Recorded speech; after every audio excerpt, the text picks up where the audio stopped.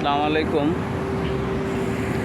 বলতে বলতে সন্ধ্যা হয়ে গেল গা, সময় পাইলাম না আর ভিডিও করার জন্য।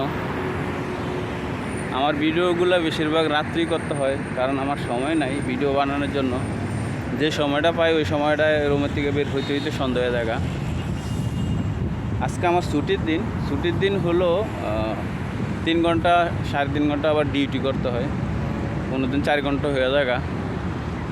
আসলে কাউন্টারে ডিউটি করি, একজন ছুটি পাইলে ওই যে লোকটা কাউন্টারে ডিউটি করে তাকে আবার ছুটি দিতে হয়।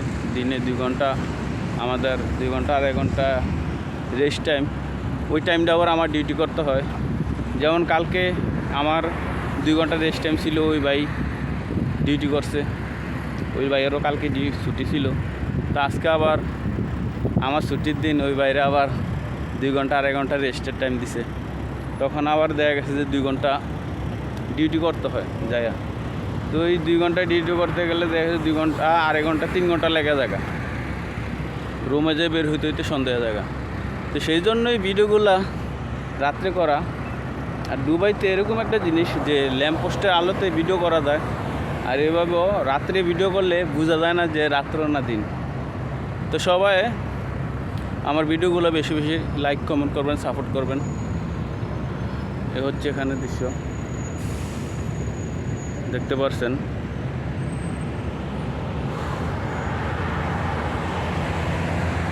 দুবাইতে আর কী দেখাবো, দুবাইতে দেখার মতো কী আছে, বিল্ডিং আছে আর নিঃস্বাধীন মতো ঘোরা যায়। এটা তো আমি বলি, প্রতি ভিডিওতেই বলি, যার টাকা আসে সে দুবাই আসে ঘুরতে। আসলে দুবাই দেখার মতো না, আসলে বুঝতাম না। আমি ঘুরতেছি, আমি বুঝতেছি যে দুবাইটা আসলে কতটুকু সুন্দর। তো ঘুরতেছি, আপনাদেরকে দেখাইতেছি। তো সবাই আমার চ্যানেলটি সাবস্ক্রাইব করবেন, লাইক করবেন, শেয়ার করবেন, পাশে থাকবেন। আমি আপনাদের পাশে থাকতে চাই। তো সবাই ভালো থাকবেন, সুস্থ থাকবেন। দুবাইতে সাইকেলও চলে। আল্লাহ হাফেজ।